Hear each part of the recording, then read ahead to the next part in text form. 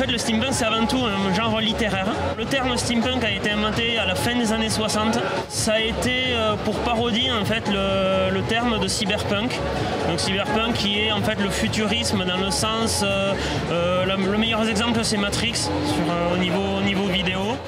Et en fait, on imagine, en fait, il y a deux interprétations possibles. La première, c'est ce qu'on appelle le rétrofuturisme, c'est-à-dire il y a eu une sorte de cataclysme, la population essaye de se reconstruire et ils ont refait les étapes de l'histoire et ils en sont à la révolution industrielle.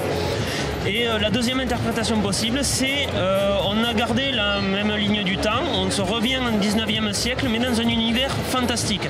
C'est-à-dire comme l'écrivait Jules Verne, avec quelques petites extrapolations comme des monstres, des loups-garous, des vampires, voilà, tout ce qu'on peut trouver dans l'univers fantasy.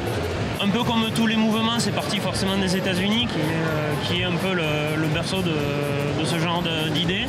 Et il y a eu un des premiers dans le style, ça a été le Dr Steel qui est arrivé au début des années 2000 à peu près.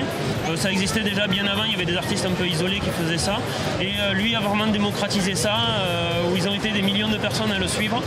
Et ça s'est vraiment répandu, ça devient de plus en plus à la mode et on en retrouve de plus en plus de steamers un peu partout. Il y a déjà un style vestimentaire qui rappelle effectivement le 19e siècle, donc gilet, chemise, voilà. Et ensuite, donc pour faire, c'est surtout aussi l'accessoire. C'est vraiment le steampunk, c'est l'accessoire, c'est faire l'accessoire par ses propres moyens. Soit on peut partir sur quelque chose de très simple, par exemple des lunettes. Donc ça c'est soit on a des lunettes de soudeur chez soi qu'on veut transformer, on peut en trouver dans des magasins de bricolage aussi. Et ensuite c'est de la peinture, on peut rajouter des accessoires dessus. Voilà, ça demande, suivant la complexité, ça peut demander entre 1 heure et 4 heures de travail, par exemple pour une paire de Google. Ensuite il y a des objets beaucoup plus complexes, par exemple les masques qu'on peut voir dans la vitrine. Ça c'est vraiment du moulage fait au latex, là il y a des heures et des heures de travail, des jours de travail derrière. Ensuite il y a par exemple ce grappin qui a été fait entièrement avec de la récupération et entièrement avec des objets trouvés à droite à gauche.